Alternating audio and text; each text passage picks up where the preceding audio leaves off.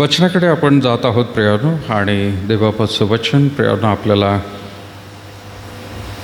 मागील दिवसांमध्ये पाहिलं की देव कशामुळे नाराज होतो. वेगवेगळ्या गोष्टी आपण पाहिल्या, आणि सगळ्यात पहिली गोष्ट प्रियानो आपण पाहिली होती की ज्या वेळेला लोक दैहिक समाधानासाठी जगतात त्यावेळेला प्रियानो देव नाराज होतो, आणि त्याच्या वेगवेगळ्या गोष्टी प्रियानो आपण पाहिल्या.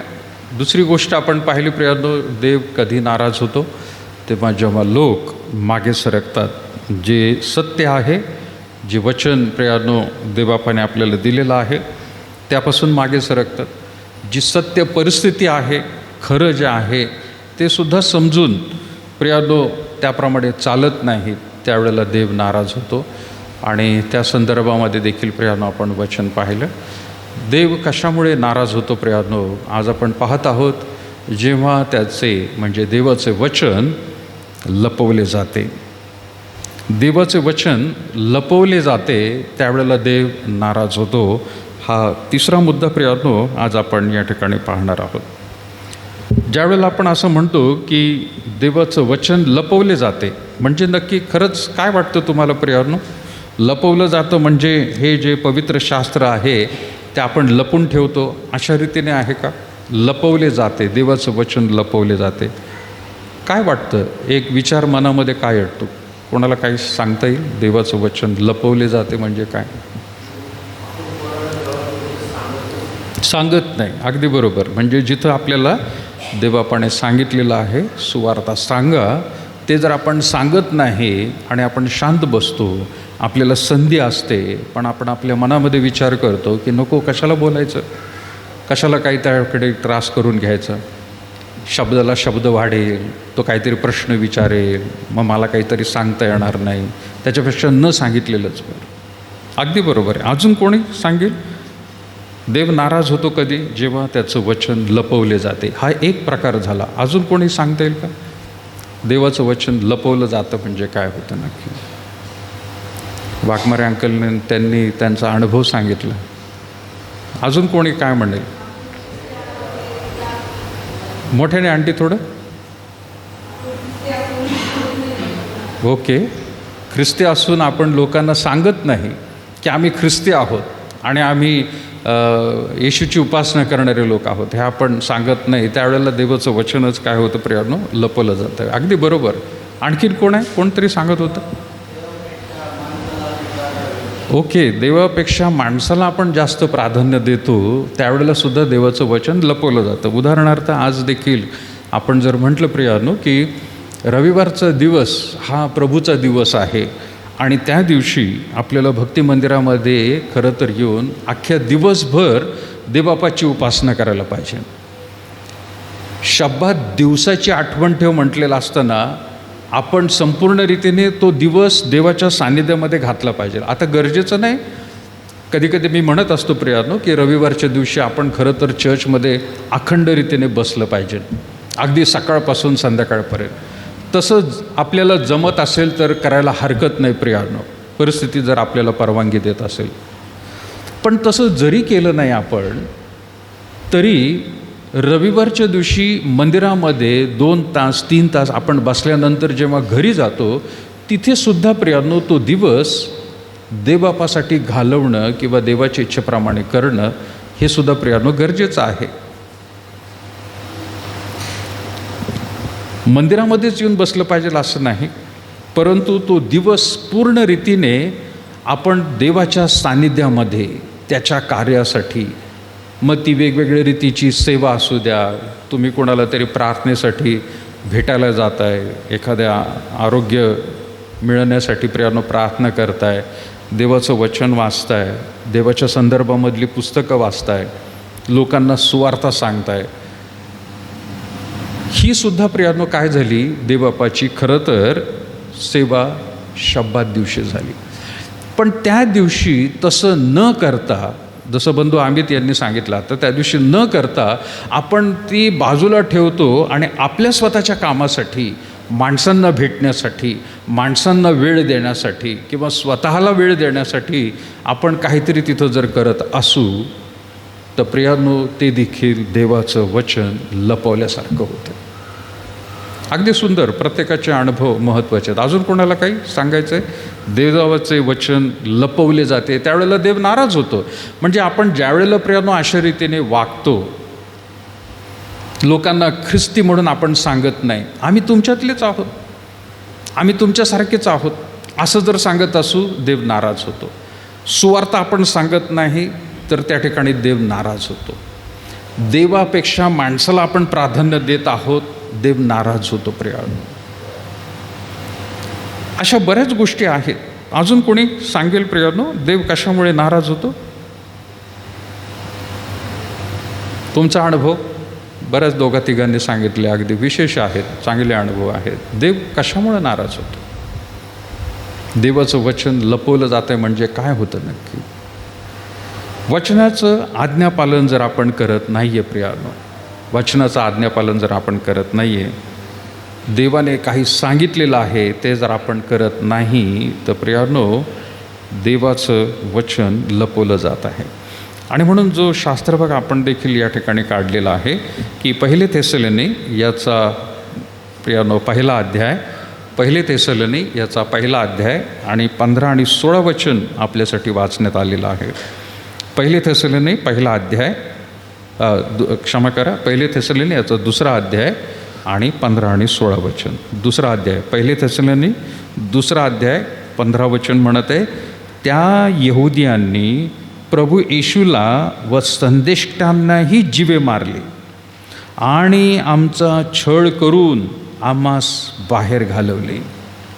देवाला जे प्रिय ते करीत नाहीत व ते सर्व माणसांचे विरोधी झालेले आहेत. थेसलोनीच्या मंडळीला प्रभूचा सेवक पाऊल त्या ठिकाणी प्रियानो काय म्हणत आहे? यहुदी लोकांनी काय केलं?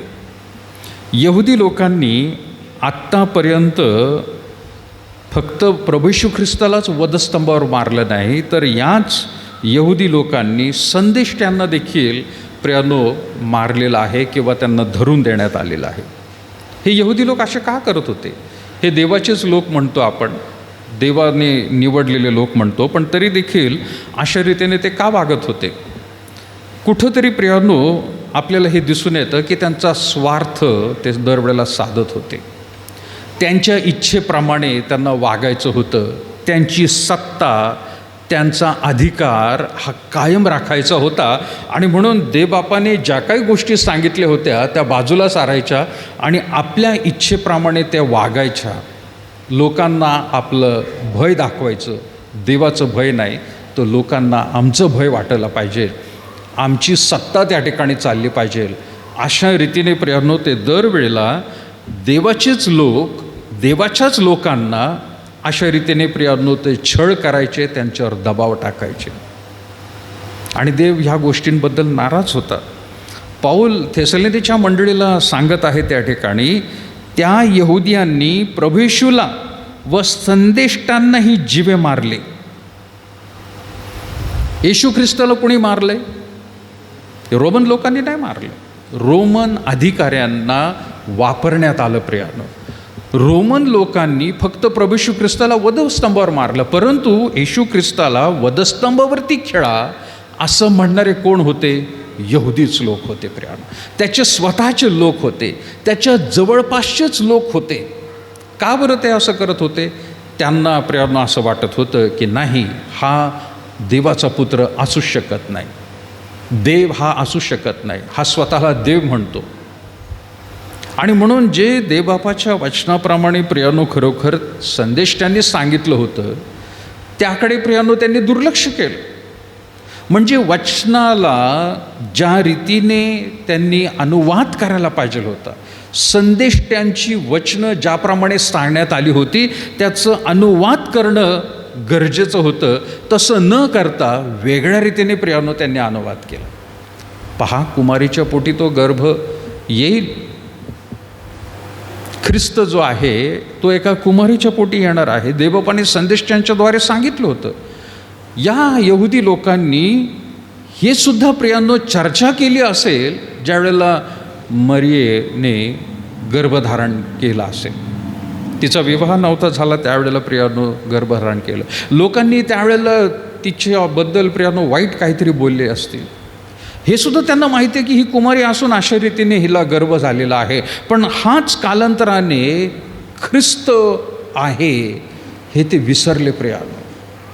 संदेश त्यांच्या पुस्तकात दिलेला आहे, पण त्यांनी प्रियानो तसं नाही केलं. त्यांना स्वतःचा प्रियानो पगडा जो आहे लोकांवरती तो घालवायचा नव्हता. प्रत्येक वेळेला प्रभू येशू ख्रिस्त तेवढ्यासाठी ज्या वेळेला लोकांमध्ये प्रियानो चमत्कार करायचा त्यावेळेला त्यांना तो सांगायचा की कोणाला सांगू नका. काही चमत्कार केला की त्यांना म्हणायचा सांगू नका. का बरं सांगू नका? कारण त्याची वेळ अजून आली नाही. तुम्ही जर लोकांना जाऊन सांगितलं तर हे यहुदी लोक मला ताबडतोब धरतील आणि वधस्तंभावरती मला 3.5 वर्षानंतर खेळण्याच्या ऐवजी ते मला आत्ताच लवकरच खेळून टाकतील, 6 महिन्यात, वर्षभरातच. कारण ह्या यहुदी लोकांना ते आवडणार नाही मी जे कार्य करत आहे. आणि म्हणून त्याचं आणि यहुदी लोकांचं प्रियानो संभाषण नवीन करारामध्ये वारंवार आपल्याला दिसून येतं की यहुदी लोक तिथं म्हणायचे, तुम्हाला इतर दिवस नाही आहेत का? इतर दिवस नाही आहेत चमत्कार करण्यासाठी? ती एक जिला कुबड आलं होतं बाई, तिला प्रभू येशू ख्रिस्त स्पर्श करतो, घालवतो तिचं कुबड. त्यावेळेला यहुदी लोक ओरडायला लागले, चमत्कार करण्यासाठी शपथ दिवसच कस काय तुम्हाला सापडला, बाकीच्या दिवशी का नाही तुम्ही केलं? ते वेगवेगळ्या रीतीने त्याच्याबरोबर विवाद घालायचे, कुठंतरी त्याला कात्रीत पकडायचे. आणि म्हणून प्रियानो या यहुदी लोकांनी प्रभू येशू ख्रिस्ताला मारलं तर मारलं, परंतु प्रियानो त्याच्याबरोबर संदेष्टांनी मारलं. एवढंच नाही तर पौल पुढं काय म्हणत आहे, देवाला जे प्रिय ते करीत नाहीत. यहुदी लोकांनी काय केलं, प्रभू येशूला व संदेष्टांना जिवे मारले आणि आमचा छळ करून आम्हाला बाहेर घालवलं. स्वतः हा सुद्धा पौल की जो पूर्वी शाऊल होता, यहुदी मतानुसारच वागत होता, त्यांच्या सांगण्याप्रमाणेच त्या सर्व लोकांचा छळ करत होता. परंतु आपल्याला माहिती आहे प्रेषितांच्या कृत्यामध्ये प्रियानो ज्यावेळेला 9व्या अध्यायामध्ये येशू ख्रिस्ताची भेट झाली, दर्शन झालं, त्यावेळेला त्याचं परिवर्तन झालं. आणि मग आता मात्र त्याला समजलं की हा दुसरा कोणी नाही, हा आपला यहोवा जिवंत देव, त्याचा हा पुत्र आहे. आणि संदेश त्यांनी जे काही सांगितलं होतं ते याच्यामध्ये पूर्ण होतं आहे. म्हणून आता तो त्या यहुदी लोकांना जाऊन सांगायला लागला की नाही, मी जो अनुभव घेतलेला आहे तो बरोबर आहे आणि हा देवाचा पुत्र खरोखर आहे. आता या यहुदी लोकांनी काय केलं, संदेश त्यांना मारलं. या यहुदी लोकांनी काय केलं, येशू ख्रिस्ताला मारलं. याच यहुदी लोकांनी ज्यावेळेला आता शाऊल म्हणून त्यांच्याकडे पाऊल म्हणून ज्यावेळेला तो गेला यहुदी म्हणून, यालासुद्धा त्याने हाकलून टाकलं, यालासुद्धा हुसकावून टाकलं. अरे तू काय सांगतोस आम्हाला ह्या सगळ्या गोष्टी? आणि म्हणून तिथं थेसलोनिकेच्या मंडळीला पौल म्हणत आहे, त्यांनी प्रभू येशूला व संदेश त्यांनाही जिवे मारले आणि आमचा छळ करून आम्हास बाहेर घालवले. कुठून? सभास्थानांमधून बाहेर घालवले. आमचा देखील छळ केला. आम्ही यांना सुवार्ता सांगायला गेलो, आम्ही यांना प्रभू येशू ख्रिस्ताबद्दल सांगायला गेलो, आम्ही यांना जिवंत देवाबद्दल सांगायला गेलो, आम्ही देवाचा पुत्र ख्रिस्त हाच तो येशू आहे हे सांगायला गेलो, तर आम्हाला देखील यांनी बाहेर घालवलं. ज्यावेळेला प्रियानो अशी कृती होते त्यावेळेला देव नाराज होतो. प्रियानो आज जसं यहुदी लोक प्रियानो करत आहेत किंवा करत होते, आज देखील ते तसेच आहेत. तसंच प्रियानो बऱ्याच वेळेला बऱ्याच अंशी मंडळांमध्ये देखील प्रियानो परिस्थिती तशी झालेली. ख्रिस्ती मंडळांमध्ये एखादा देवाचा सेवक ज्या वेळेला देवाचं वचन सांगतो तर तो लोक स्वीकारत नाहीत. अरे नाही, हे असं नाही होऊ शकत. ज्या वेळेला वचनातून प्रियानो दोष दाखवले जातात, पश्चाताप करण्यासाठी सांगितलं जातं, ख्रिस्ती लोक म्हणतात नाही, आम्ही त्यातले नाही, आम्ही तर ख्रिस्ती आहोत. जसं यहुदी लोक म्हणायचे आम्ही अब्राहामाचे पुत्र आहोत, तसे आज ख्रिस्ती लोक म्हणतात अरे आम्ही ख्रिस्ती आहोत. आणि काही लोकांना प्रियानो मग वाईट वाटतं, माहिती आहे का? मी काही जणांकडून ऐकलं आणि ते काय म्हणतात, अहो त्या सेवकाने आम्हाला विचारलं. काय विचारलं म्हटलं? आम्ही नाराज झालो, त्याने प्रश्न विचारला. म्हटलं काय विचारलं काय तुम्हाला? त्या सेवकाने विचारलं, तुमचं तारण झालं आहे का? अहो, आम्ही ख्रिस्ती पिढ्यानपिढ्या जन्मलेले, आम्ही आमच्या घरामध्ये आमच्या आजोबांपासून आम्ही ख्रिस्ती लोक, आम्हाला विचारायचं तारण झालं आहे का म्हणून? त्यांना म्हणायचं मी, मग काय झालं त्यात? तुम्ही सांगायचं त्यांना कसं तारण झालं तुमचं, काय हरकत आहे? नाही, पण आम्ही ख्रिश्चन लोक आहेत ना, आम्ही एवढे राहणारे ख्रिस्ती समाजामध्ये राहणारे लोक, आमचं उठणं बसणं, अहो मंडळीमध्ये आमचं स्थान किती मोठं आहे आणि आम्हाला असा प्रश्न विचारायचा, काय वाईट आहे त्यात? कारण आपला समाज बऱ्याच अंशी प्रियानो कधी कधी असं पाहिलं जातं की मी मंडळीबद्दल म्हणत नाही, एका मंडळीबद्दल, आपल्या अख्ख्या समाजाबद्दल म्हणत आहे. कधी कधी असं पाहिलं जातं प्रियानो की आपण नामधारी म्हणून चाललेलो आहोत, नामधारी ख्रिस्ती. होय, आमचं कदाचित ख्रिस्ती घरामध्ये जन्म झाला असेल, पण आम्हाला जसं वागलं पाहिजे तसं आपण वागत नाही. देवबापाच्या वचनाचं पालन आपण करत नाही, फक्त नावाला आपण ख्रिस्ती आहोत, नावाला आपण ख्रिस्ती आहोत. एका बाजूला ज्या वेळेला आपण म्हणतो की होय, प्रभू येशू ख्रिस्ताच्या शिकवणीप्रमाणे आम्ही चालणारे लोक आहोत, तर येशू ख्रिस्ताची शिकवण काय? कोणी एका गालावर मारलं तर काय कर, त्याचं दुसरा गाल फोडून काढ. असं आहे का? मग काय, ज्या गालावर मारलं तो त्याचा पण तोच गाल लाल कर, असं आहे का? नाही. ईट का जवाब पत्थर से देंगे, असं आहे का? नाही. आमचं आहे, जर कोणी एका गालावर मारलं तर दुसरा गाल पण काय कर, पुढं कर. आपण म्हणताना म्हणतो असं, पण प्रत्यक्ष रीतीने खरंच वागतो का तसं? येशू ख्रिस्ताच्या शिकवणीप्रमाणे. एखाद्याला क्षमा कर म्हटलं तर प्रियानं आपण क्षमा करतो, पण कालांतराने परत एकदा आपण काढू, तू तसं केलं होतं बरं का. क्षमा केली तर परत एकदा का काढतो आपण? आपण ख्रिस्ती म्हणवतो स्वतःला, आपण प्रियानो प्रत्येकजण देवाचे सेवक आहोत, पण दुसऱ्याबरोबर प्रियानो वैरभावाने वागतो, शत्रुत्वासारखे वागतो. ज्यावेळेला अशा परिस्थितीकडे किंवा अशा लोकांकडे देव पाहतो, वचन लपवलं जातं प्रियानो, आणि वचन लपवलं गेलं तर देव नाराज होतो. वचन लपवलं जातं, देवाची शिकवण लपवली जाते. एखाद्याबरोबर प्रियानो आपला वादविवाद असला तर तो कायमस्वरूपी कबरेमध्ये जाऊस्तोवर आपण नाही ठेवायला पाहिजे. वादविवाद आहे तो एकतर एक समोरासमोर बोलणं गरजेचं आहे. तुम्हाला नाही त्या व्यक्तीचं बोलणं पटलं, सोडून द्या, एक मित्रासारखं जीवन जगा, त्या संदर्भामध्ये परत कधी बोलू नका, पण त्याच्याबरोबर हाय बाय बोलणं करणं चालू ठेवायला पाहिजे. तुम्हाला नाही आवडत त्या व्यक्तीचं, पण तुम्ही त्या व्यक्तीबरोबर अबोलाच जर धरला, तुम्ही बोलतच नाही, तर आपण कसं ख्रिस्ती जीवन जगत आहोत? थोडक्यात मला हे म्हणायचं आहे की जसं यहुदी लोक त्यावेळेला करत होते, आम्ही यहोवा देवाची उपासना करणारे लोक आहोत, आम्ही जगातून देवाने आम्हाला निवडले लोक आहोत, आम्ही अब्राहमाचे वंशज आहोत, सगळं काही मान्य आहे. पण ज्या वेळेला ख्रिस्त समोर आला त्यावेळेला त्यांनी नाकारलं. संदेष्टे ज्या वेळेला वचन सांगायला आले त्यावेळेला त्यांनी नाकारलं. आता संदेष्टानंतर प्रेषित त्यावेळेला प्रियानो त्यांना सांगायला गेले, ते सुद्धा नाकारलं त्यांनी.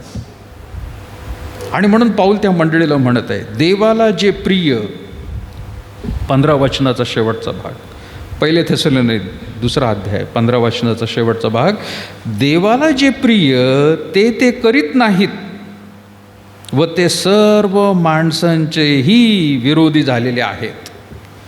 एका बाजूला देवाचे विरोधी झालेले आहेत का, तर देवाच्या सांगण्याप्रमाणे ते करत नाही आहेत, आणि देवाच्या सांगण्याप्रमाणे प्रियानो ज्या वेळेला मनुष्य करत नाही त्यावेळेला माणसांचा देखील विरोध आपल्याला सहन करावा लागतो प्रियानो.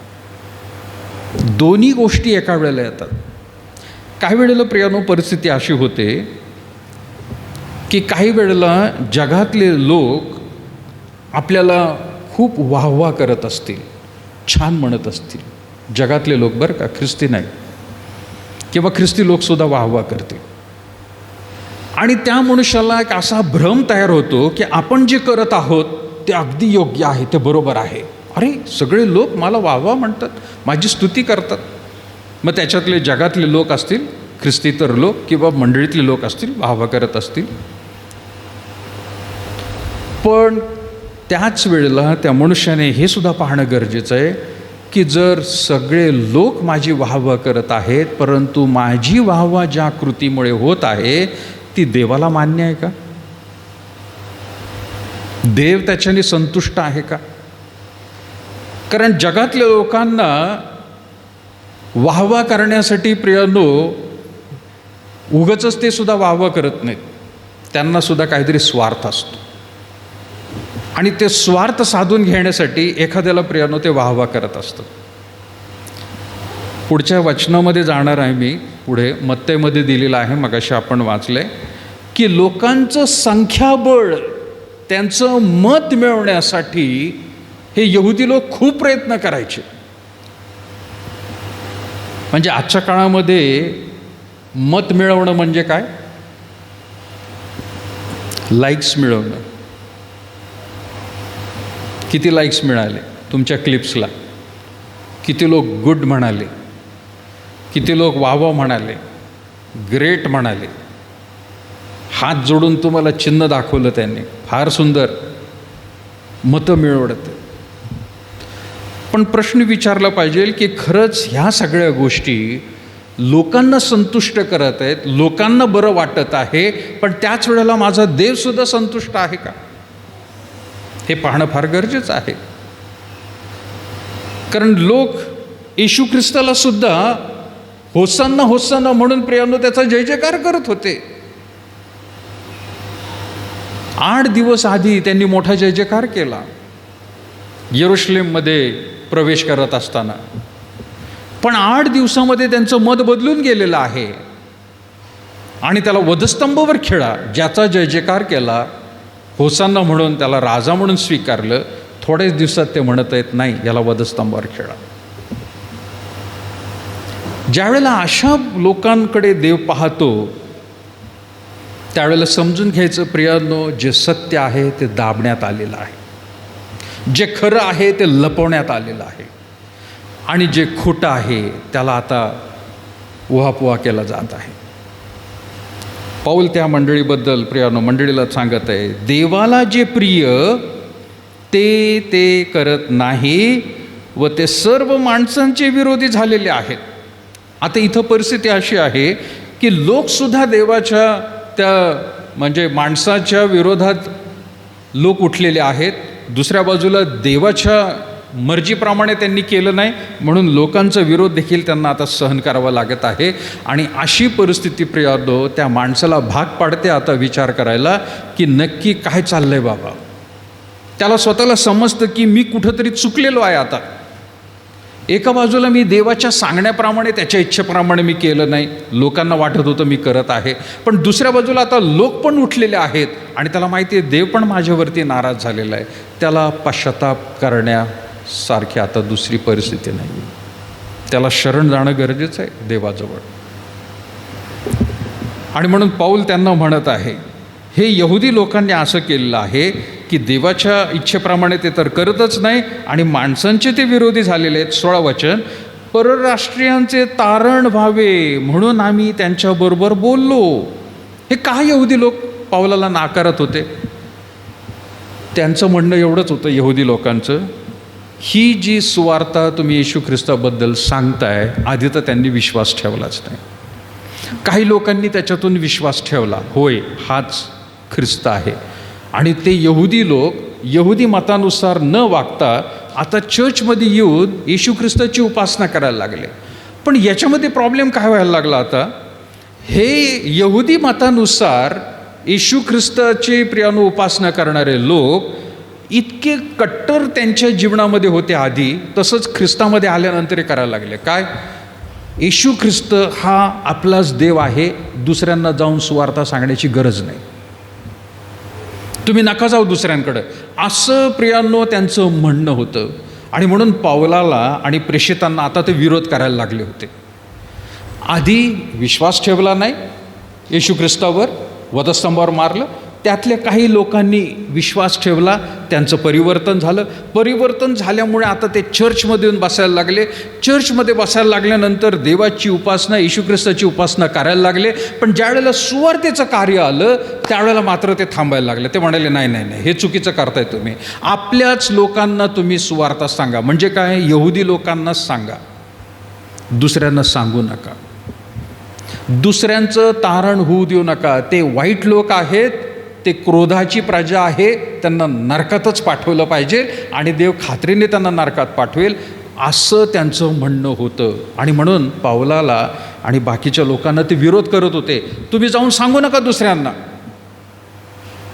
आजसुद्धा प्रियांनो, काही मंडळ्या, काही संस्था अशा आहेत की ते म्हणतात दुसऱ्यांना जाऊन काही सांगायची गरज नाही. देवाने काही लोकांना निवडलेलं आहे स्वर्गामध्ये जाण्यासाठी. निवडलेल्या लोकांचं तारण होईल, बाकी देव बघून घेईल. तुम्हाला जाऊन तिथं सांगायची गरज नाही. देवाची इच्छा असेल तर ते येतील इकडं, तुम्ही जाऊन कशाला सांगता.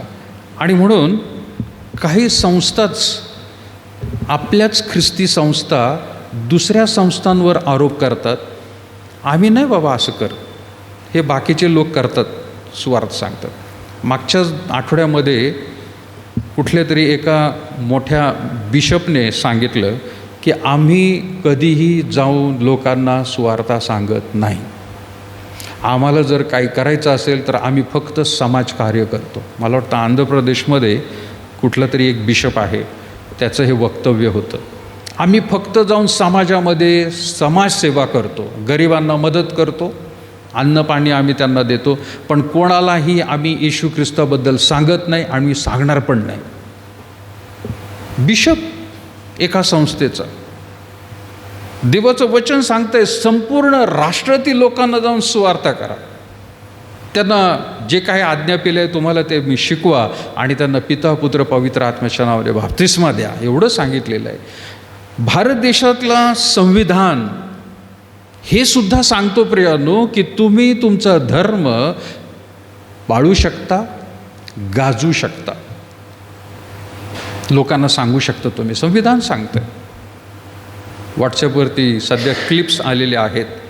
आर्टिकल 25, आर्टिकल 25 नावाचं जे संविधान आहे त्याच्यामध्ये दिलेलं आहे. आणि खास करून तिथं म्हटलेलं आहे ख्रिस्ती लोकांना हा अधिकार बायबलमध्ये दिलेला आहे, आज्ञा दिलेली आहे की तुम्ही जाऊन सुवार्ता सांगा.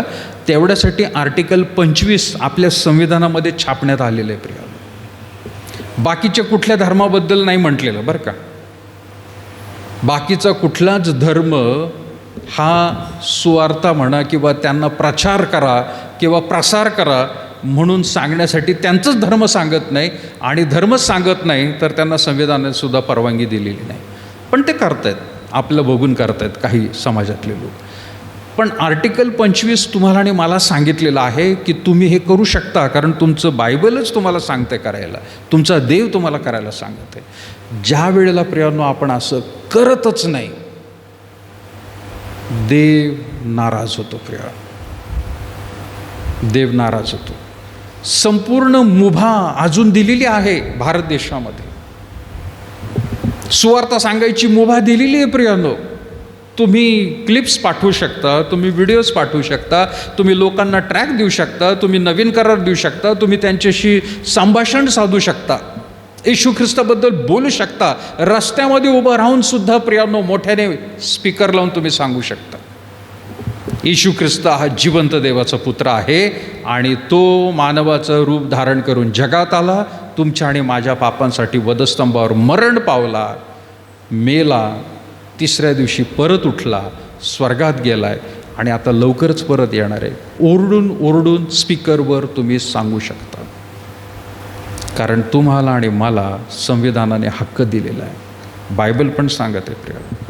पण असे काही यहुदी लोक होते, ते म्हणाले नाही नाही नाही. आणि म्हणून 16 वचन काय म्हणत आहे, परराष्ट्रीयांचे तारण व्हावे म्हणून आम्ही त्यांच्याबरोबर बोललो.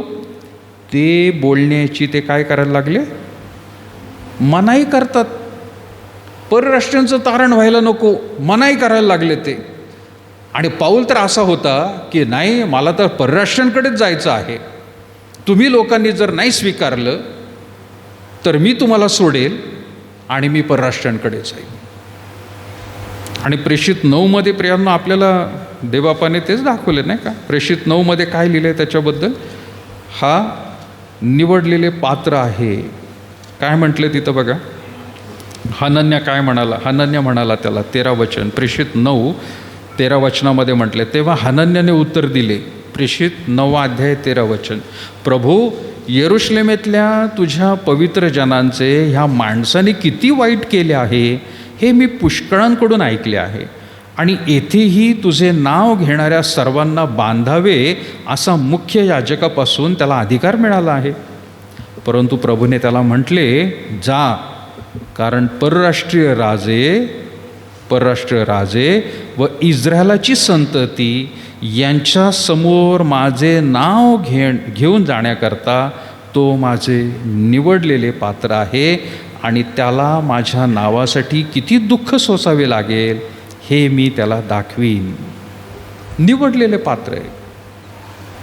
देवाने त्याच्यासाठीच त्याला पाचारण केलं होतं. विरोध करणाऱ्या लोकांना सांगावं आणि ज्यांना प्रियांनो माहीत नाही त्यांना सुद्धा सांगावं. विरोध करणारे कोण? यहुदी लोक. आधी यहुदी लोकांना सांग, तुझ्या लोकांना सांग, पटलं तर ठीक, सोडून दे, परराष्ट्रीयांकडे जा. परराष्ट्रीय शब्द आजच्या काळामध्ये प्रियांनो ख्रिस्ती इतर शब्द वापरायचा. ख्रिस्ती इतर. मी सुद्धा एक पूर्वी शब्द वापरायचो, परराष्ट्रीय, विधर्मी. विधर्मी शब्द वापरू नका बरं का, लक्षात घ्या. मराठी शब्द मी पण पूर्वी वापरायचो, पण नंतर समजलं विधर्मी, धर्मी स्वतःला म्हणायचं आणि दुसऱ्याला विधर्मी म्हणायचं. मी फार धर्मी असं प्रियांनो दुजाभाव दाखवल्यासारखं होतं. म्हणून विधर्मी शब्द, विधर्म्यांना असं शब्द कधी वापरू नका. वापरताना काय वापरायचा शब्द? ख्रिस्ती इतर. ख्रिस्ती आणि इतर. ख्रिस्ती इतर हे ख्रिस्ती इतर लोक आहेत. त्यांना प्रियांनो परराष्ट्रीय शब्द वापरलेला आहे. पाऊल म्हणत आहे 16 वचनात, परराष्ट्रीयांचे तारण व्हावे म्हणून आम्ही त्यांच्याबरोबर बोललो. ते बोलण्याची ते मनाई करतात. हे यासाठी की त्यांनी आपल्या पापांचे माप सर्वदा भरत राहावे. त्यांच्यावरील क्रोधाची परिसीमा झाली आहे. यहुदी लोक म्हणतात नाही, काय गरज नाही त्यांच्याकडे जाण्याची, त्यांच्यापर्यंत सुवार्ता सांगण्याची गरज नाही. देवाची इच्छा असेल तर देव त्यांचं तारण करेल. वचन दाबलं जात आहे प्रियांनो, वचन लपवलं जात आहे. अशी परिस्थिती पाऊलाच्या काळात होती, अशी परिस्थिती आपल्या काळात आहे. अशी परिस्थिती प्रियांनो जुन्या करारामध्ये सुद्धा आपल्याला दिसून येते. जुन्या करारामध्ये अगदी उत्पत्तीच्या पुस्तकामध्ये सुद्धा देवाचं वचन लपवलं जात होतं. आणि उत्पत्तीच्या पुस्तकामध्ये कुठं प्रियांनो देवाचं वचन लपवलं गेलं? वचन कुठं लपवलं गेलं? एदेन बागेमध्ये सुद्धा वचन लपवलं गेलं. कुठं लपवलं गेलं? कसं लपवलं गेलं? अंदाज? कोणाला अंदाज आहे? वचन कसं लपवलं गेलं एदेन बागेत? एदेन बागेत वचन कसं काय लपवलं जाईल? 3ऱ्या अध्यायामध्ये आहे प्रियांनो. 3रा अध्याय 4थ्या वचनामध्ये काय म्हटले? 3रं वचन. सुरुवातच सैतानाने वचन लपवण्याचा प्रयत्न केला.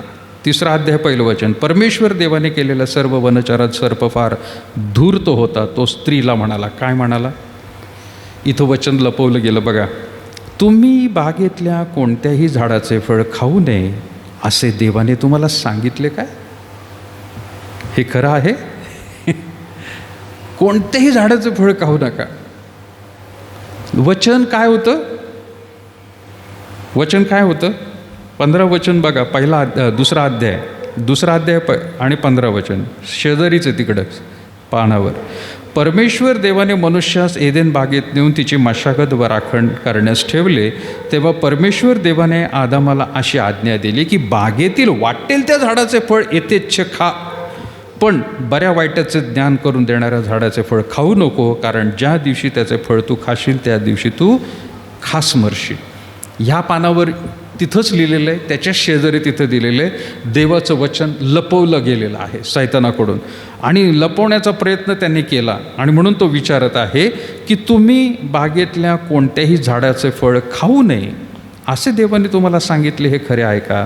स्त्रीने सर्पास म्हटले, बागेतल्या झाडांची फळे खाण्याची आम्हाला मोकळीक आहे, पण बागेच्या मध्यभागी असलेल्या झाडाचे फळ खाण्याविषयी देवाने सांगितले आहे की ते खाऊ नका.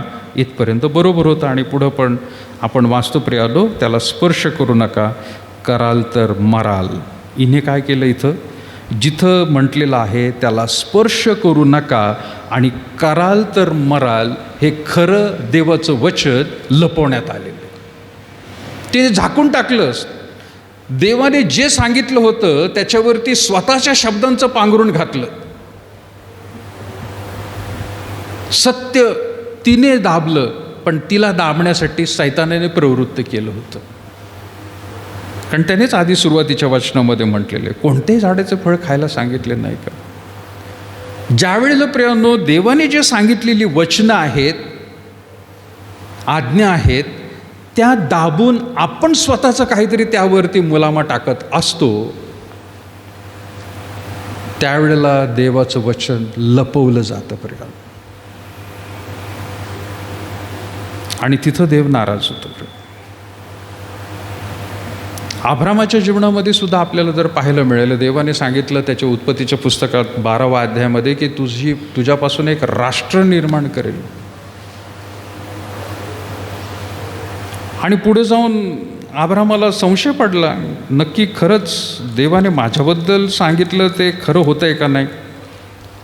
आणि मग 12व्या अध्यायामध्ये त्याने काय म्हटलं, पहिली 2 वचनं, परमेश्वर अब्रामानं सांगितले, तू आपला देश, आपले नातेवाईक व आपल्या बापाचे घर सोडून मी दाखवीन त्या देशात जा. मी तुझपासून मोठे राष्ट्र निर्माण करीन, मी तुला आशीर्वाद देईन, तुझे नाव मोठे करीन, तू आशीर्वादित होशील. देवाने हे सांगितलेलं आहे. पण पुढं काय झालं प्रियांनो? 15वा अध्याय काढा. 12व्या अध्यायामध्ये वाचलं, 15व्या अध्यायामध्ये काय म्हटलं? 15वा अध्याय आणि 18 वचन. प्रॉमिस केले, त्याला अभिवचन दिलंय. उत्पत्ती 15 आणि 18. त्या दिवशी परमेश्वराने अब्रामाशी करार करून सांगितले, मिस्राच्या नदीपासून ते महानदी फरात येथपर्यंतचा प्रदेश मी तुझ्या संततीला देतो. केन्नी, कनिजी, कदमोनी, हित्ती, परिजी, रफाईम, अमोरी, कनानी, गिरगाशी व यबुशी या लोकांचा प्रदेश मी तुला देतो. अभिवचन दिले, मी तुला देतो. एका बाजूला सांगितलं मी तुला आशीर्वादित करेन, राष्ट्र निर्माण करेन. 15 अध्यायामध्ये आपण पाहतो की देवाने त्याच्याबरोबर करार केला, ही सगळी जमीन, ह्या लोकांची जमीन, ही जी नावं वाचली प्रियानो, या सगळ्या लोकांची जमीन मी तुला आता देणार आहे. पण पुढे जाऊन ज्यावेळेला आपण 17 अध्यायामध्ये येतो, त्यावेळेला अब्रामाला काय झालेलं आहे प्रियानो? अब्राम काय म्हणते बघा, 15वा अध्याय आणि त्याचं प्रियानो 9 वचनापासून उत्पत्ती, त्याचा क्षमा करा, उत्पत्ती 17वा अध्याय, उत्पत्ती 17 आणि 9 वचन. देव अब्रामास आणखीन म्हणाला, आता तू आणि तुझ्या पश्चात तुझी संतती पिढ्यानपिढ्या माझा करार पाळावा. माझ्यामध्ये आणि तू व तुझ्या पश्चात तुझी संतती यांच्यामध्ये स्थापित झालेला माझा करार जो तुम्ही पाळायचा तो हा. त्याने पुढं सगळं काही दिलेलं आहे. पण मग काय झालं प्रियानो? 15 वचन काय म्हणतं बघा आता. उत्पत्ती 17वा अध्याय 15 वचन. मग देवाने अब्रामास सांगितले, तुझी बायको सारा, हिला यापुढे सारा म्हणायचं नाही, तर तिचे नाव सारा, राणी असे होईल. मी तिला आशीर्वाद करीन, एवढेच नव्हे तर तिच्या पोटी तुला एक मुलगा देईन. मी तिला आशीर्वादित करेन, तिच्यापासून राष्ट्र उद्भवतील, तिच्यापासून राष्ट्रांचे राजे निपजतील. अब्रामाने उपडे पडून व हसून मनातल्या मनात म्हटले, 100 वर्षाच्या माणसाला मूल होईल काय? 90 वर्षाच्या सारेला मूल होईल काय? अब्राम देवाला म्हणाला, इश्माईल तुझ्यासमोर जगला म्हणजे अब्राम देवाला म्हणाला, इश्माईल तुझ्यासमोर जगला म्हणजे झाले. म्हणजे कोण? हागारेकडून झालेला मुलगा. अब्राम मनातल्या मनात म्हणाला हे सगळं. देवाने म्हटलं आधी आशीर्वाद दे, पण त्याला लगेचच अपेक्षा होती, तसं काही झालं नाही. त्याच्या बायकोला वाटलं, साराबाईला, की माझ्यापासून नाही, कदाचित ह्याला दुसरी एक बायको करून दिली तर तिच्यापासून कदाचित ह्याला मूल होईल आणि मग ह्याचं राष्ट्र मोठं निर्माण करेल. मी तर म्हातारी झाले, कूस बंद झालेली, मला काय मूल होणार आहे? म्हणून तिच्या योजनेप्रमाणे तिने सगळं काही केलं. अब्रामाने स्वीकारलं ते. पण इथं आता देव म्हणत आहे की नाही, सारा तुझी जी बायको आहे तिच्यापासून मी मूल तुला देणार आहे आणि ते मूल पुढं जाऊन आशीर्वादित होणार आहे. अब्राम मनातल्या मनात म्हटला, देवाला नाही म्हणाला की मी 99 वर्षाचा 100 वर्षाचा झालेला आहे आणि त्याची बायको 90 वर्षाची झालेली आहे, आम्हाला काय मूल होणार आहे? आणि जो हगारेपासून आता मूल झालेलं आहे तो जगला म्हणजे बाद झालं, असं त्याचा विचार होता. पण 19 वचन काय म्हणतंय? मग देव म्हणाला, नाही, तुझी बायको सारा हिच्या पोटी तुला मुलगा होईल, तू त्याचे नाव काय कर? इसहाक ठेव. म्हणजे मूल पण होईल, मुलगा होईल, बाळ होईल तुला, ते सुद्धा मुलगा होईल आणि त्या मुलाचे नाव इसहाक पण ठेव. एवढं सगळं प्रियानो देवाने खरं त्याला आता सांगितलेलं. याच्या आधीसुद्धा देवाने त्याला हे सांगितलं होतं, पण त्याने विश्वास ठेवला नाही. त्याने थोडक्यात देवाचं वचन लपवलं किंवा नाकारलं प्रियानो. आणि त्याचा परिणाम पुढे जाऊन प्रियानो आपल्याला दिसून येतो की त्या हगाऱ्यापासून जो मुलगा झाला इश्माईल, हाच प्रियानो पुढे जाऊन दुसऱ्या मोठ्या राष्ट्राचा उदय, धर्माचा उदय झाला. कारण कुठंतरी देवाचं वचन लपवण्यात आलं किंवा त्याच्यावर अविश्वास दाखवण्यात आला.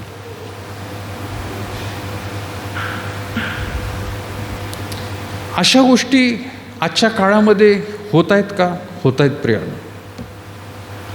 देवाने अभिवचन दिलेलं आहे, त्याच्यावरती आपण कायम जर राहिलो नाही, त्याला धरून राहिलो नाही, तर प्रियानो कदाचित देव ते सुद्धा आशीर्वादित करेल, पण त्याचा पुढे जाऊन परिणाम भयंकर असा होतो. आणि म्हणून ज्या ज्या गोष्टी देवाने तुम्हाला आणि मला सांगितलेल्या आहेत त्याचं आज्ञापालन करणं आणि त्याच्यावरतीच विसंबून राहणं हे फार महत्त्वाचं आहे. पण तसं जर नाही केलं तर प्रियानो आपण म्हणत आहोत देव नाराज होतो, देव नाराज होतो. माझेच लोक निवडलेले आहेत, दुसऱ्यांकडून तो देव कार्य करून नाही घेणार प्रियानो, तो आपल्या लोकांकडून कार्य करून घेईल.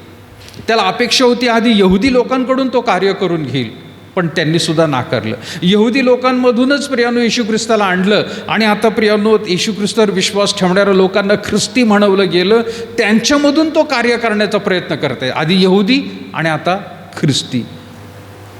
पण ख्रिस्ती लोकांनी पण जर प्रियानो नाकारलं,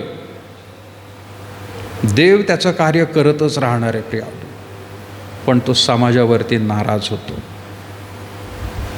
तो आपल्या जीवनाकडे प्रियानो पाहून नाराज होतो. त्याला ज्या अपेक्षेने प्रियानो या भूतलावरती तुम्हाला आणि मला पाठवलेलं आहे ते जर आपण तशा रीतीने वागत नाही, करत नाही, देव नाराज होतो प्रियानो. मी याला या भूतलावर कशासाठी पाठवलं? मी याला या भारत देशामध्ये कशासाठी पाठवलं? या महाराष्ट्रामध्ये मी कशासाठी पाठवलं? या गावामध्ये ह्या आडनावामध्ये, या घराण्यामध्ये मी ह्याला कशासाठी पाठवलं आणि हा आता काय करतोय.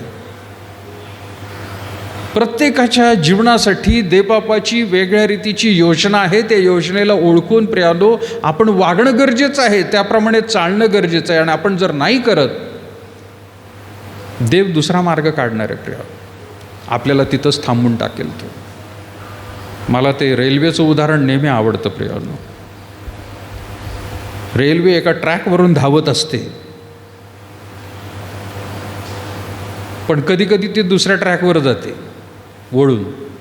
आणि हा जो ट्रॅक असतो सरळ गेलेला, त्या ट्रॅकवरून प्रियानो दुसरा ट्रॅक जातो, पण हा सरळ गेलेला ट्रॅक कालांतराने आपल्याला समजतो कुठंतरी डेड एंड झालेला आहे, संपलं, स्टॉप.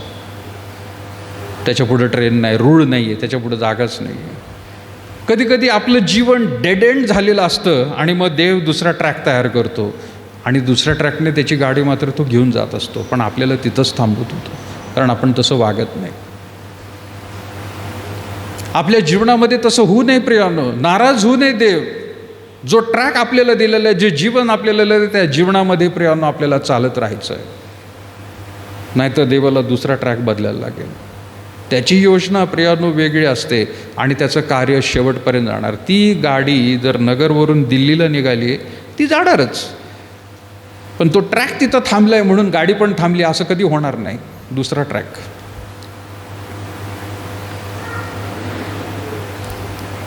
यहुदी लोकांनी अशाच रीतीने केलं प्रियानो. आणि जे वेगवेगळ्या रीतीने आपण मगाशी वाचलं, आळीपाळीचं वचन प्रियानो, मत्ते कृष्णवर्तमान 23वा अध्याय, मत्ते 23:13 प्रियानो आपण वाचलं पुढे. हेच ते यहुदी लोक, त्यांनी काय केलं प्रियानो बघा. मत्ते 23वा अध्याय आणि 13 अगदी भयंकर शब्दांमध्ये त्यांनी या शास्त्री परुषी लोकांची निंदा केलेली आहे. उघड रीतीने तोंडावरती त्यांची निंदा केली. आणि एकदा नाही, दोनदा नाही, तीनदा नाही, चारदा नाही, पाचदा नाही, सहादा नाही, सातदा नाही, 8 वेळा त्यांनी निंदा केलेली.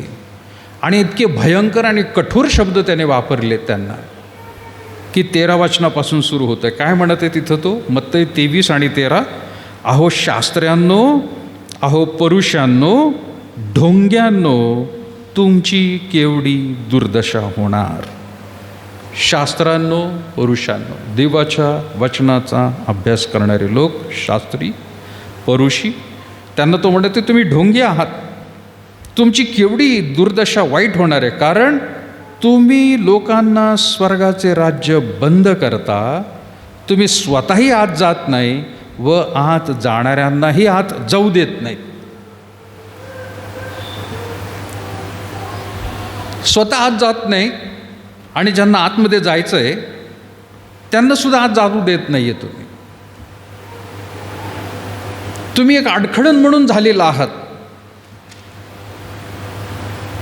ज्या वेळेला प्रियानो, समजा आपण ख्रिसमसच्या दिवशी चर्चमध्ये ज्या वेळेला प्रियानो सगळीकडे सगळे बेंचेस भरले जातात, कधी कधी इथं खुर्च्या टाकल्या जातात, सतरंजी टाकले जाते, इतकं गच्च भरून जातं.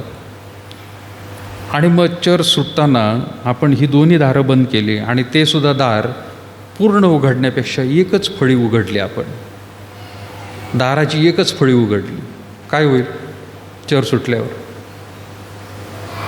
हां, आणि त्याच्यामध्ये जर एखादा जाड मनुष्य, एखादी जाड बाई जर दारातच उभी राहिली तर काय होईल? अडखळण, बाहेर जाताच येणार नाही, गर्दी उभी राहील.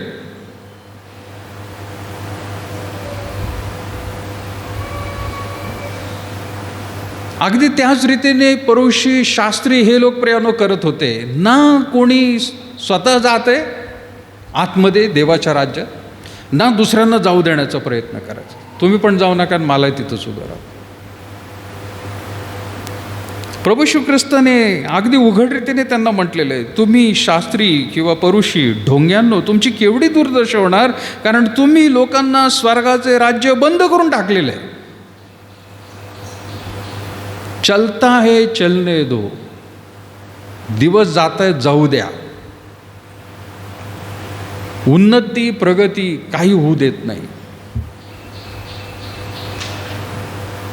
ना स्वतः पूर्ण सेवा करायची, ना दुसऱ्यांना सेवेची संधी द्यायची. म्हणून तो म्हणत आहे, तुम्ही स्वतःही आत जात नाही व आत जाणाऱ्यांनाही आत जाऊ देत नाही. अहो शास्त्रांनो, परत 14 वचनामध्ये तो म्हणत आहे, अहो शास्त्रांनो, अहो परुषांनो, ढोंग्यांनो, तुमची केवढी दुर्दशा होणार, कारण तुम्ही विधवांची घरे खाऊन टाकता व ढोंगाने लांब लांब प्रार्थना करता, यामुळे तुम्हाला अधिक शिक्षा होईल. मोठमोठ्या गोष्टी, विधवांची घरे खाऊन टाकता म्हणजे काय? विधवांना प्रियांनो तुम्ही कुठल्याही रीतीने त्या ठिकाणी सूट देत नाही, किंवा मंडळीमधून प्रियांनो त्यांना त्या ठिकाणी मदत केली जायची. त्या विधवांना प्रियांनो ती मदतसुद्धा त्यांनी बंद करून टाकली होती. त्यांची उलट घरं त्यांनी खाऊन टाकली होती. पण त्यांची घरं खाऊन टाकली म्हणजे काय? त्यांची प्रॉपर्टी हस्तगत करून टाकली मंडळीमध्ये, स्वतः त्यांनी त्या घेऊन टाकलेल्या आहेत. पण आपण किती चांगले असं म्हणून मोठमोठ्या प्रार्थना प्रियांनो त्यांच्या चालू होत्या. तिसऱ्यांदा तो परत एकदा म्हणत आहे 15 वचनामध्ये, अहो शास्त्रांनो, अहो परुषांनो, ढोंग्यांनो, तुमची केवढी दुर्दशा होणार, कारण तुम्ही एक मतानुयायी मिळवण्यासाठी समुद्र व भूमी पालथी घालता, आणि तो मिळाला म्हणजे तुम्ही त्याला आपणाहून दुप्पट असा नरकपुत्र करता. एक मतानुयायी मिळवण्यासाठी, एक मतदान मिळवण्यासाठी, एक विचारांसारखे चालण्यासाठी, आपल्या मतानुसार कोण कोण लोक आहेत हे शोधण्यासाठी तुम्ही समुद्र आणि भूमी उलती पालती करता, लोकसंख्या वाढवता. तुमची मतं गोळा करण्यासाठी तुम्ही इतका परिश्रम करता, आणि एकदा का ती लोक तुम्हाला मिळाली की तुमच्यापेक्षाही वाईट परिस्थिती त्यांची तुम्ही करता.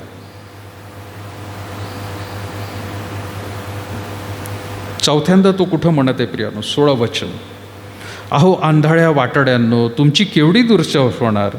तुम्ही म्हणता कोणी मंदिराची शपथ घेतली तर त्यात काही नाही, परंतु कोणी मंदिराच्या सोन्याची शपथ घेतली तर मात्र तो बांधला जातो. बांधला जातो म्हणजे काय? त्याला जी शपथ त्यांनी घेतलेली आहे त्याप्रमाणे त्याला करणं गरजेचं आहे. म्हणजे मंदिराची शपथ घ्यायला परवानगी आहे तुम्हाला. एखाद्याने सांगितलं मी मंदिराची शपथ घेऊन सांगतो असं असं मी करेन, पण त्यांनी नाही केलं, हरकत नाही. यहुदी लोक शास्त्रीय पुरुष म्हणायचे, काही प्रॉब्लेम नाही. पण एखादा म्हणाला की नाही नाही, मंदिराच्या आतमधल्या असलेल्या सोन्याची मी शपथ घेतो, मग त्याला मोडता येणार नाही बरं का. असं एक प्रथा त्यांनी चालू केली होती. मग त्याला काही झालं तरी तू मंदिराच्या सोन्याची शपथ घेतली ना, तर तुला आता ते करावंच लागणार आहे, तू मोडू शकत नाहीस. एक प्रथा त्यांनी अशी सुरू केली. आणि मग पुढं काय झालेलं आहे तो म्हणतोय 17 वचनामध्ये, अहो मूर्खांनो आणि आंधळ्यांनो, यात मोठे कोणते? सोने किंवा ज्याच्या योगे ते सोने पवित्र झाले ते मंदिर. ज्या मंदिरामध्ये ते सोनं आहे ते मंदिर मोठं आहे. सोनं महत्त्वाचं नाही आहे, ते मंदिर महत्त्वाचं आहे. आणि म्हणून तुम्ही त्या मंदिराविषयी मात्र तुम्ही हलगर्जीपणा करता, पण सोन्याची शपथ जर घेतली कोणी तर तुम्ही म्हणता नाही नाही नाही, ते तुला भरपूर करावं लागेल. पुढे जाऊन तो म्हणतोय, तुम्ही म्हणता कोणी वेदीची शपथ घेतली तर त्यात काही नाही, परंतु कोणी तिच्यावरील अर्पणची शपथ घेतली तर तो बांधला जातो. अर्पणाची शपथ घेतली तर तो बांधला जातो, पण वेदीची शपथ घेतली तर काही हरकत नाही. तिथंही प्रभू श्री ख्रिस्त म्हणतो, मोठं कोण यातलं? अहो आंधळ्यांनो, ह्यातून मोठे कोणते? अर्पण किंवा अर्पण पवित्र करणारी ती वेदी. म्हणून जो कोणी वेदीची शपथ घेतो तो तिच्या व तिच्यावर जे काही आहे त्याची शपथ घेतो, आणि जो मंदिराची शपथ घेतो त्याची व त्यात राहणाऱ्याची शपथ घेतो. थोडक्यात तो म्हणत आहे, मोठ्या गोष्टी सोडल्या जातात, छोट्या गोष्टी प्राधान्य दिलं जातं. मोठमोठ्या गोष्टी तुम्ही सोडून टाकताय, ज्याला प्राधान्य द्यायला पाहिजे अशा मोठ्या गोष्टी सोडून टाकताय, आणि छोट्या छोट्या गोष्टींकडे तुमचं लक्ष लागलेलं आहे. कधी कधी मला माहीत नाही तुमच्या घरामध्ये तसं होतं का नाही, पण मुलं ज्या वेळेला लहान असतात त्यावेळेला त्यांना एखादं गिफ्ट दिलं जातं तर त्या गिफ्टचा कागद फार चमचमीत असतो, आहे का नाही? गिफ्ट रॅपर म्हणतात त्याला. मुलांना आकर्षण त्या कागदाचं वाटतं, त्या गिफ्टचं वाटत नाही. त्याच्या बॉक्समध्ये ते गिफ्ट काय आहे त्याला नाही, पण ते वरचा कागद तो मात्र फार, तो बॉक्स तो मात्र फार महत्त्वाचा वाटतो. आणि त्यांचं लक्ष तिकडंच जातं, त्या कागदाकडे जातं. त्या बॉक्स जर चांगला असेल, सुंदर असेल, आणि त्यांना सांगायला लागतं, अरे त्या बॉक्समध्ये अजून एक खेळणं आहे, ते बघ ना किती चांगलं आहे, सांगावं लागतं. आणि ते म्हणतात हा किती चांगलं आहे. पण काही वेळेला काही मुलं असतात ते खेळणं पण बाजूला ठेवतात आणि तो बॉक्स आणि कागदच घेऊन बसतात. इथं अगदी तसंच झालेलं आहे. आणि म्हणून पाचव्यांदा तो कुठं त्यांची प्रियानो नालस्ती करत आहे 23 वचनामध्ये. अहो शास्त्र्यांनो, परुषांनो, ढोंग्यांनो, तुमची केवढी दुर्दशा होणार. पुदिना, बडीशेप, जिरे यांचा दशांश तुम्ही देता आणि नियमशास्त्रातील मुख्य गोष्टी म्हणजे न्याय, दया, विश्वास ह्या तुम्ही सोडल्या आहेत. छोट्या छोट्या गोष्टींचा तुम्हाला दशांश तुम्ही अपेक्षा करता लोकांकडून. म्हणजे एखाद्याने त्याच्या शेतामध्ये बडीशेप लावलेली आहे, पुदिना लावलेला आहे, त्याचासुद्धा दशांश पाहिजे ते म्हणतात. जिरे याचा दशांश ते मागतात. पण खऱ्या अर्थाने लोकांना न्याय, दया आणि विश्वास हे तुम्ही त्यांना दाखवायला पाहिजे, ते मात्र तुम्ही दाखवत नाही. पुढे जाऊन त्याच्यामध्ये तो म्हणतोय, तरी त्या सोडल्या पाहिजेत असे नाही. 24 वचन, अहो आंधळ्या वाटाड्यांनो, तुम्ही मुरकुट गाळून काढता व उंट गिळून टाकता. मुरकुट म्हणजे काय? मुरकुट काय? मुरकुट माहिती आहे? मुरकुट हा मराठीमधला शब्द आहे, परंतु अगदी रोजच्या वापरामध्ये नाही. मुरकुट म्हणजे त्यांचं जे पेय आहे, त्या पेय मग द्राक्षसव असेल, त्याच्यामध्ये कधी कधी एखादा किडा, एखादा प्राणी पडला तर ते गाळून घ्यायचे. म्हणजे किडा किंवा प्राणी छोटासा उडणारा माशी, त्याच्यात काही पडू नये किंवा पडलं तरी ते गाळून घेऊ आपण. म्हणजे आपल्या पोटामध्ये ती माशी किंवा किडा पोटात जाऊ नये म्हणून ते गाळून घ्यायचे, पेय गाळून घ्यायचे. ते वाईट आहे ना ते, कारण तसं बंदी आहे नियमशास्त्राप्रमाणे. रांगणारा प्राणी, उडणाऱ्या गोष्टी असे तुम्ही खाऊ नये म्हणून देवबापाने सांगितले, म्हणून ते काळजी घ्यायचे. नाही नाही नाही नाही, आपण तसं खायला नको, वाईट आहे ते, आपण अशुद्ध होऊ म्हणून ते गाळून घ्यायचे. त्याला म्हटलेलं आहे, तुम्ही मुरकुट गाळून काढता आणि उंट गिळून टाकता. एका बाजूला छोटे छोटे प्राणी काळजी घेता तुम्ही, पण दुसऱ्या बाजूला उंट खाता. खरं तर उंट खाणंसुद्धा वर्ज्य आहे, तुम्ही खाऊ शकत नाही यहुदी मतानुसार, नियमशास्त्रानुसार. म्हणजे मोठी गोष्ट तुम्ही करताय पण दुर्लक्ष देताय त्याच्याकडे, पण छोट्या गोष्टींकडे तुमचं लक्ष लागलेलं आहे. म्हणजे एखादा जेवणाच्या ह्याच्यामध्ये जर एखादा माणूस जर म्हटला की बाबा दह्यांमध्ये, दही म्हणजे काय असतं, दही म्हणजे काय,